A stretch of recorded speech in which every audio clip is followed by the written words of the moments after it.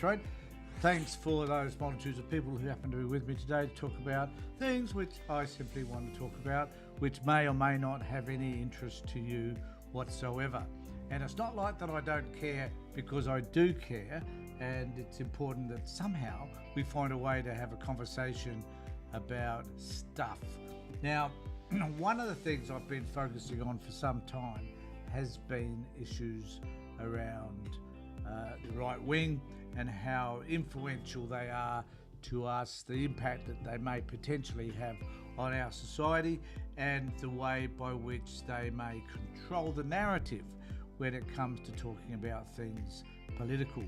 So what I thought I'd do is have a look at what places like the Australian Institute of International Affairs have to say about the right, and whether or not we may or may not agree with them. I think the thing is that we need to be wary of what others are doing. We may not necessarily agree with them. We don't have to agree with them by far, but we certainly can have a look at what perhaps others are saying. Those people that are experts, those people that actually do the research. What is it that they might say about certain aspects of our community, and exactly what they're going to be doing about it. So, this is an article done by the Australian Institute of International Affairs, and I'm kind of hoping you might be able to read it, because it's in bloody tiny print, and I don't know why they've done that, but they have. However, I have a very large screen, so it kind of works out okay for me. But here it says, I'll just read a little bit to you about what they say about shootings motivate. So what's it called? It's actually, Australia is not the United States. Hello, we know that, and we're kind of grateful for that. But we cannot dismiss the rise of the right-wing extremism. And I think this is so true. I mean, just in terms of the title, there's no way in the world I can disagree with that this is what I am all about. I'm about making us aware of where right-wing extremism sits, and whether or not it is impacting our society, the way we think about the world in general, and particularly the way we think about ourselves and how we can become involved. And there are a lot of people, clearly, who believe that what's happening in the right and the type of politics that they express, particularly in relation to Trumpism and a lot of the stuff that's happening in Europe and even the UK at the moment, makes us wonder about the impact they will eventually have, and whether or not somewhere along the line they will impact here in Australia. It was interesting that they should state at the beginning of this article that Australia is not the United States. Always nothing like starting an article with the blinking obvious. But it is saying that because we're not like the United States doesn't mean that we're not going to be influenced by what happens in the US, because I think the reality is that we are. Shooting motivated by far-right extremists continue to dominate the media cycle, though there are patterns of the attacks. Combating them is no easy task. I just want to have a look to see when this article was written. It doesn't say, but I'm assuming it's not all that old. On May the 14th, 2022, 18-year-old Peyton Gendron walked into a supermarket in Buffalo, New York, and proceeded to shoot and kill 10 people, wounding another 3. It quickly became clear that this attack was motivated by ideologically inspired extremism, from Patrick Crusius in El Paso, Texas, to Brenton Tarrant in Christchurch, New Zealand. So that's an interesting reminder that we are experiencing, or they do experience a lot in New Zealand, and they experience something that's horrific in New Zealand, which was inspired by QAnon and the right wing, and particularly, I think, what's happening in the US. So it gives people a sense, people who are, the issue, I think, is that it gives people who have right-wing types views, it gives them that leverage to implement and to receive some sort of accolade, even though some of these people obviously get killed after they've done their deed. It there is this notion that if they are successful at what they do, they will be recognised, they will be identified, they will become heroes. And in the case of Brenton Tarrant, that's actually what happened for him, and has happened for other people in the US as well. They've become heroic, they've become martyrs in effect for these terrible and heinous crimes. It goes on to say here, the underlying narrative motivating these individuals is the Great Replacement theory. It suggests there is a conspiracy to change the demographics of states, disempowering white people with people of colour and immigrants. For the shooters and people like them, this is an existential threat. And what we need to be mindful of, I think, is that the identifying of the Great Replacement theory is important for us to understand, because it isn't new. This concept of race and the fact that certain races are going to take over the country and eliminate white people has been around for a long time.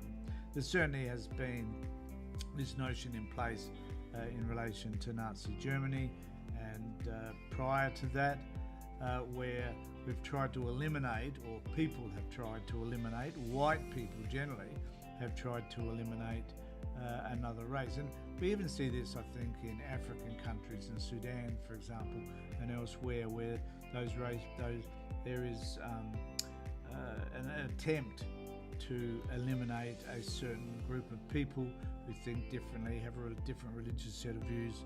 I think Rwanda was probably a really good example of that, where they tried to eliminate, I can't remember whether it was the Tutsis or whatever, but one group tried to become more powerful and to govern in a way that eliminated another group. So there becomes just this one singular mindset that is going to govern and control everything.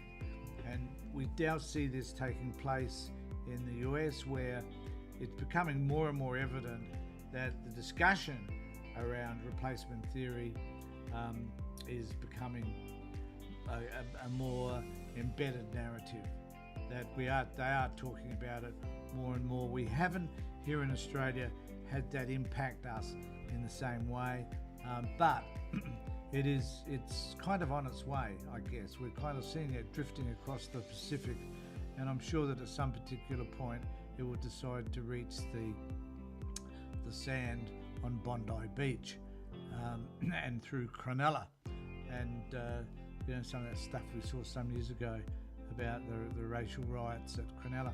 So we are and we will be seeing this, because there are people in our community who hold these disgusting and terribly racist views.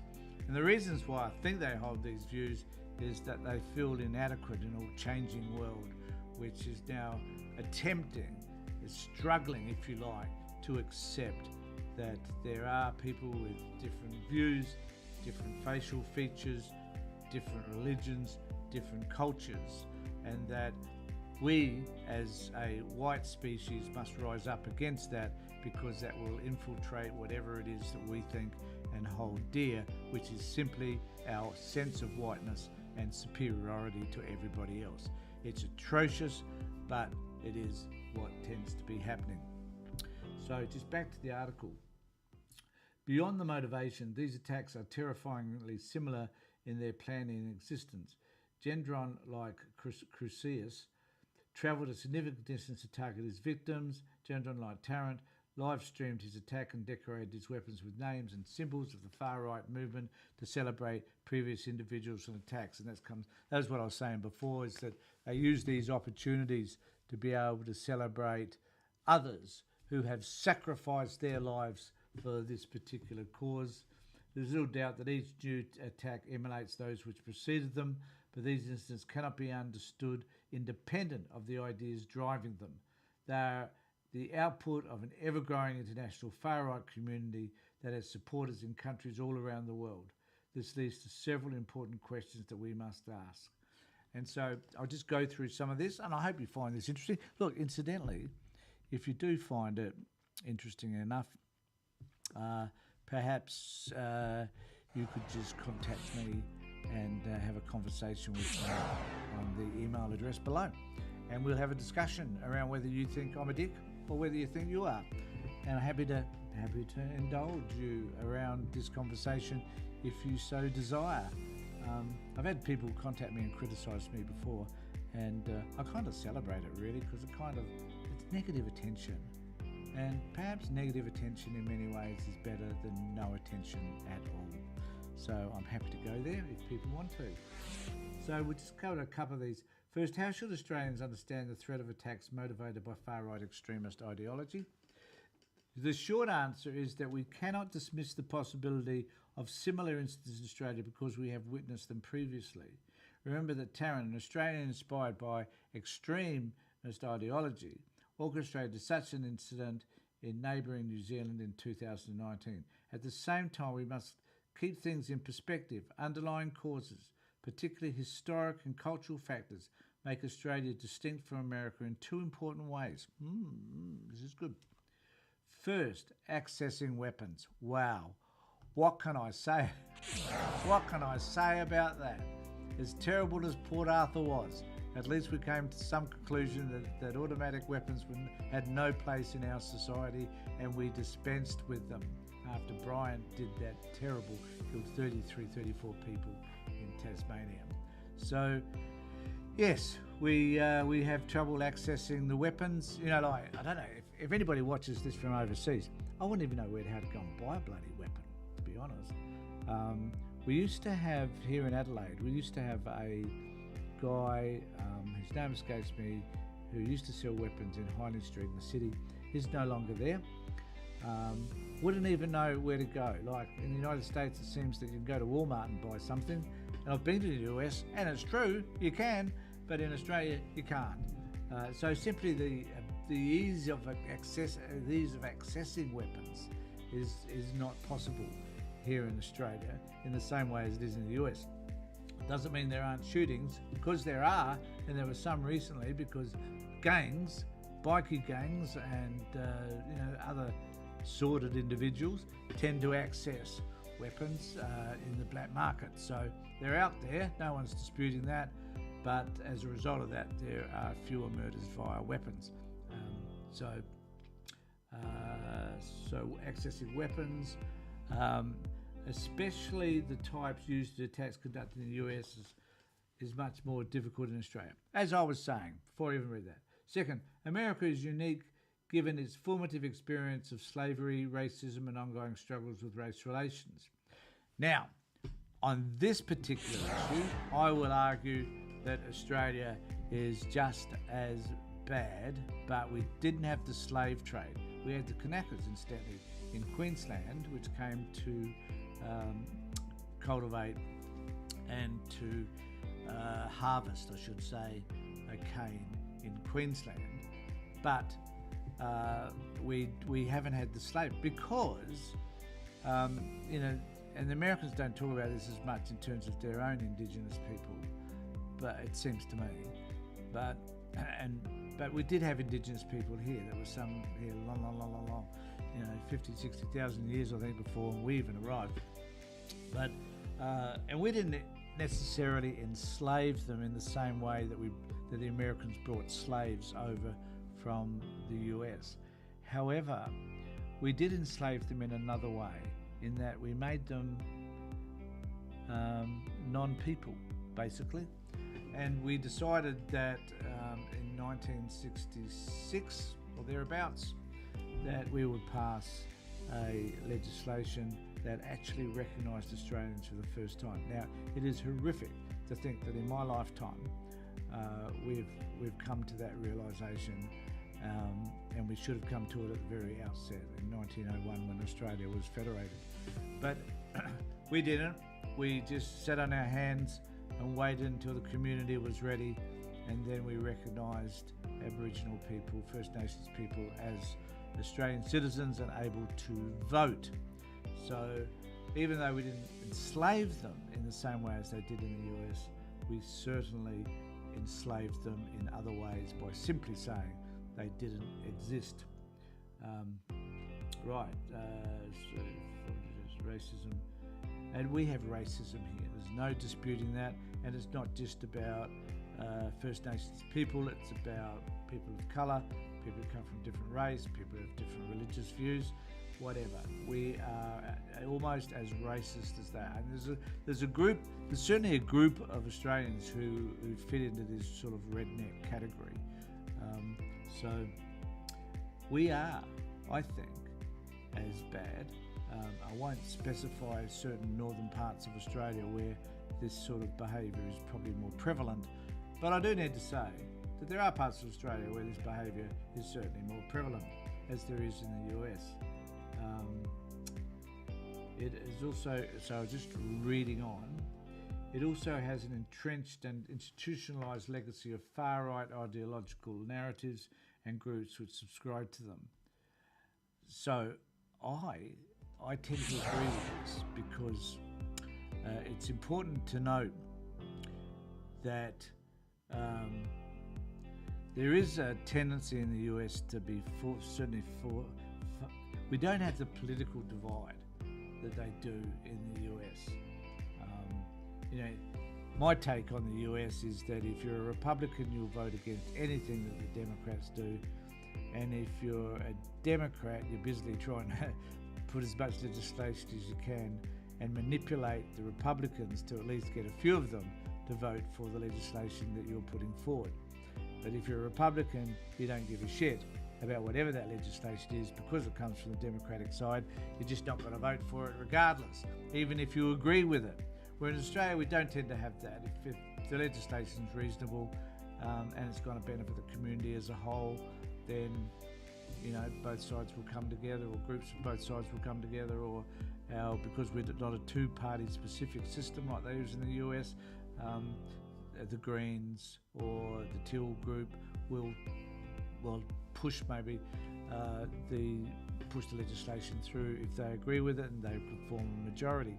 And of course here in Australia we don't have this thinking thing where you have to have 10 more senators to pass a vote, which is fucking crazy at any level.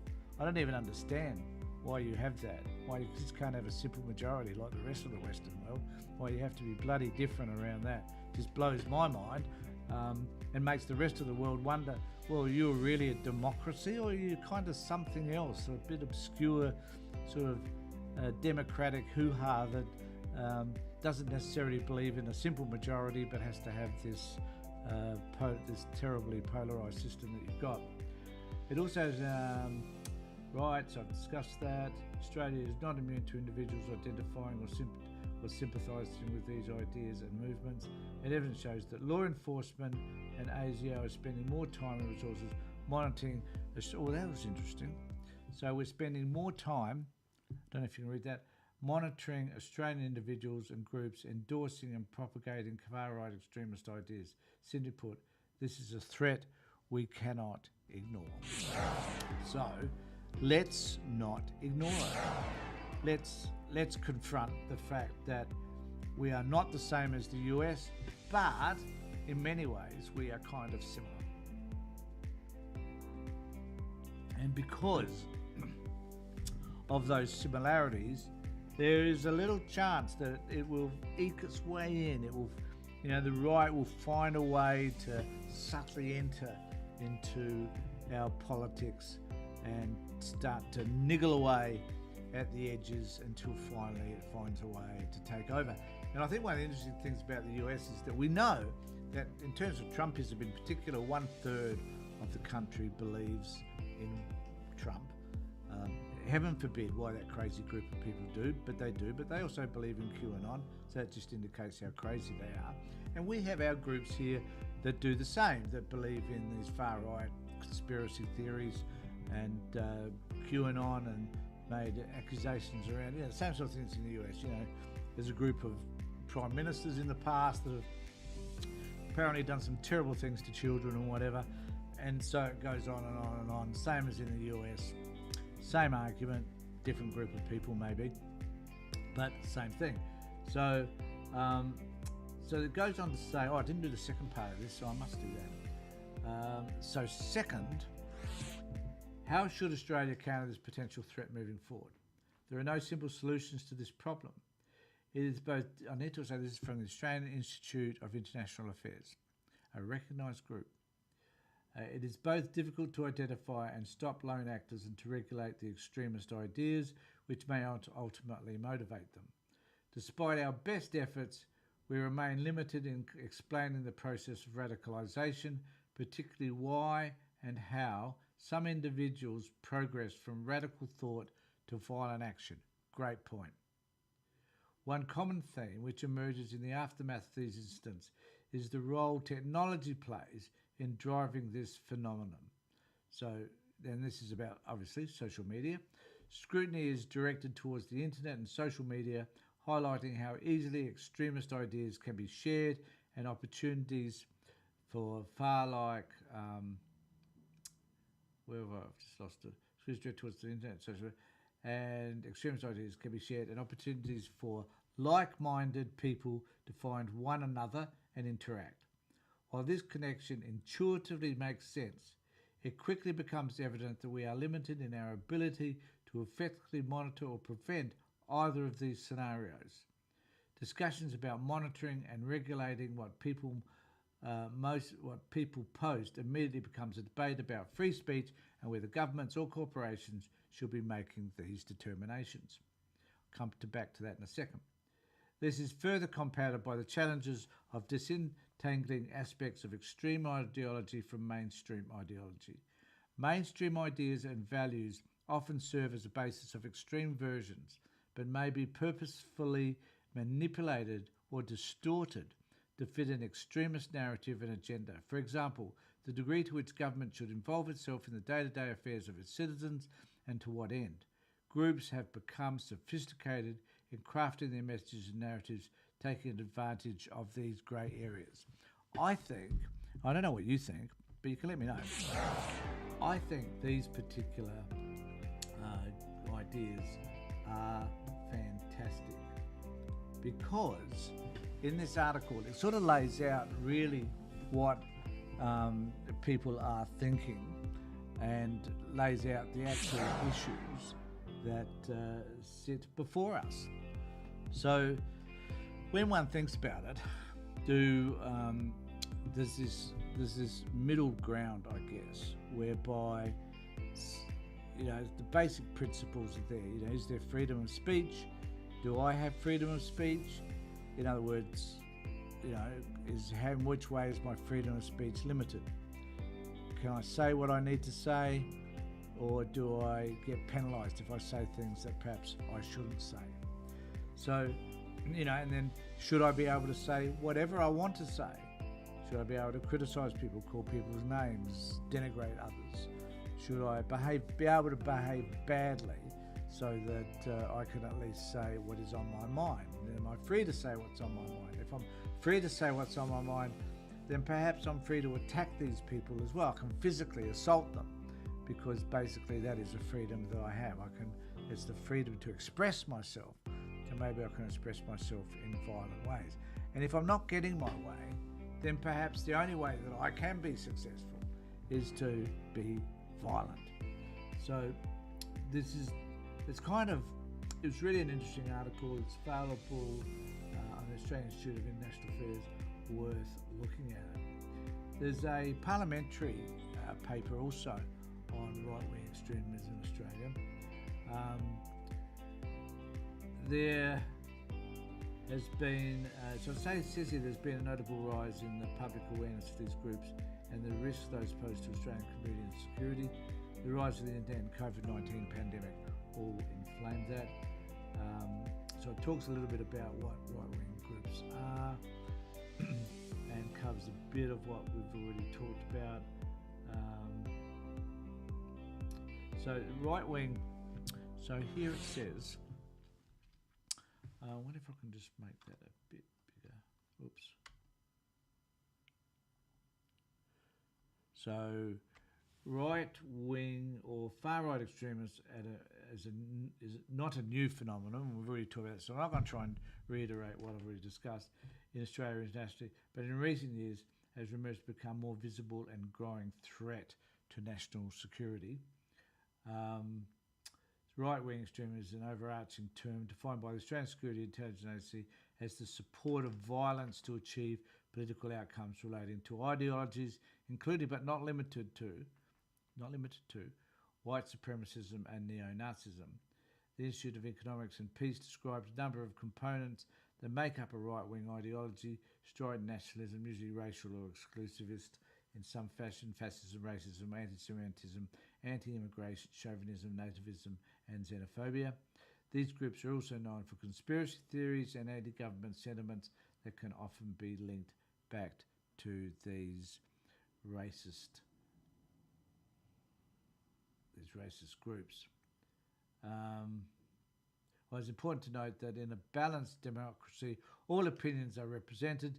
This article deals with those right-wing opinions and ideology that focus on harming others and support violence in order to achieve political. And I guess this is kind of like our major concern. See if we can fit that in. The overall terrorist threat in Australia is currently probable. Well, that's encouraging, to say the least, which means that credible intelligence assessed by Australian security agencies indicates that individuals or groups have the intent and capability to conduct a terrorist attack in Australia.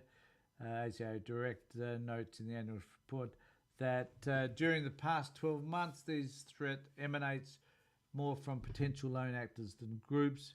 In a previous threat assessment, the Director General observed that right-wing extremists are generally motivated by some perceived notion of social or economic hardship, are much harder to identify and tend to be middle class and educated rather than the stereotype of poor and uneducated. And I hope that when I said that you didn't notice my voice fluctuate with a deal of surprise. But that was just instinctive reaction, and I apologise, because it doesn't matter anymore whether we think of biker gangs, the mafia, whatever, the triads, whatever it is. It isn't important that we pop terrorists or violent people into those categories anymore. The fact is, or Muslim or whatever, because it's wrong. And secondly, it comes from the middle class, so it comes from those people that can afford. So they can afford to be terrorists. I mean, you've got to look at Osama bin Laden, for Christ's sake. He was a very wealthy man, very wealthy family, and his wealth supported his terrorism. So it isn't about the fact, but they do recruit people that are more vulnerable, I suggest. So a lot of people, so the people at the top are usually very well educated, university educated in many cases, but they incorporate and they recruit people from other sectors of society.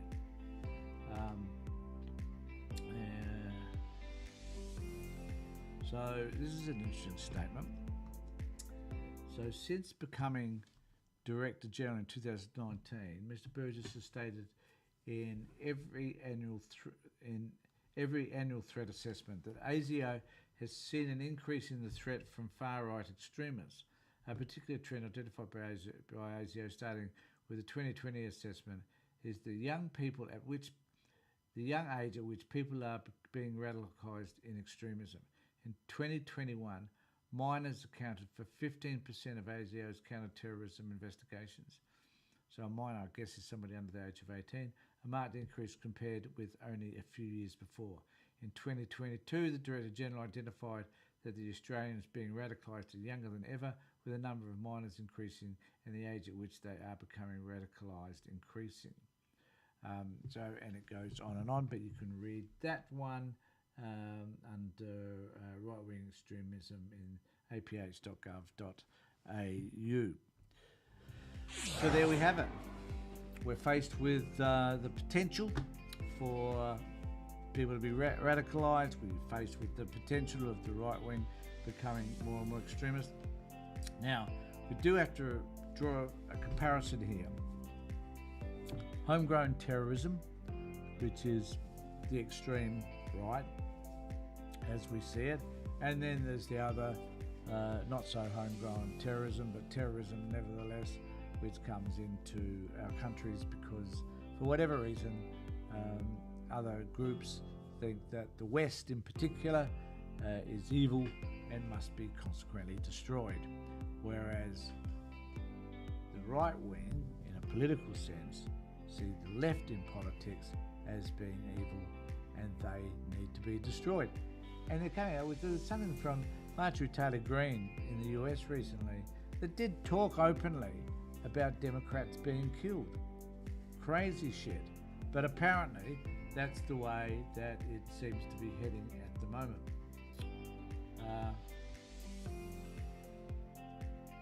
There's an article also in The Guardian, which is 4 months old, so bloody old article. Efforts to combat far-right extremism must be curtailed. Civil Liberties Victoria inquiries here. The Victorian government. So this is an interesting take as well. So we're covering a fair bit of ground here, folks, I suggest. So we'll try and enlarge that one. The Victorian government must be careful not to blindly expand executive power, surveillance and censorship in its bid to combat the influence of far-right extremism. So this is basically where we're saying we're recognising the problem, as these articles from these government bodies and institutions and so forth are saying. So we're recognising the problem, but we're now having to respond to that problem legislatively. And that itself can become a burden because we can get it wrong. And in doing so, we could curtail the liberties that exist for all of us. And then we can get to the point whereby we become suspicious of everybody, so which is another issue in itself. So everybody that is attempting to do the right thing might say or do something that might be slightly off, and then that gets taken the wrong way, and the narrative gets twisted, and suddenly that person becomes an enemy of the state. So we need to be careful about how we're framing this politically, so that we're not capturing a whole group of people that simply should not be captured. The inquiry, which began public hearings on Tuesday, was called amid a recent emergence of extremist groups into public view. See, they're becoming more and more obvious. That's the other issue. Gathering in the including neo-Nazis gathering in the Grampians and gallows erected outside State Parliament while pandemic legislation was debated last year. Michael Stanton, President of Liberty Victoria, told the Upper House's Legal and Social Issues Committee that any reform needed to ensure free speech was balanced with people's right to live without discrimination and violence. He said, "We need to make sure that in responding to those confronting scenes in the Grampians or the erection of gallows outside Parliament, that we do not have a legislative response that throws the baby out with the bathwater." I think this is pretty wise thinking, actually. Sometimes that involves tolerating things that we find offensive or humiliating. I'm reminded of John Howard. Who would want to be reminded of John Howard? However, he was, who famously, of course, introduced gun control but also strongly opposed flag burning, becoming a criminal offence despite pressure from his own backbench. And I think that's the interesting point here, isn't it? That at some level there is this balance between becoming extreme yourself in terms of your response to homegrown terrorism and the Nazi movement, and then prohibiting people to say things, because I personally don't care what people might say about me if they think that it's insulting. I wouldn't like the idea though that people are saying things about me and spreading lies that, so you can say someone's a dick or a bastard or a twit or a joker or a wanker. I mean, you can say things like that. But if you say specific things about somebody that are simply not true, and characterise a person in a certain way, then I see that as wrong. People can tell the difference between simple, basic slur and a distinct and outright lie that's going to damage a person's reputation forever. And the problem, of course, is that the more mud you throw, it tends to stick, regardless of how untrue it actually may be. It makes people start to second guess who this person is and to question who they are. And that then creates a sense of an inability for an individual to even find a way to fight back, I think. And even if that goes to court, then the damage is done and it's too late. So we need to be very careful what we do and say.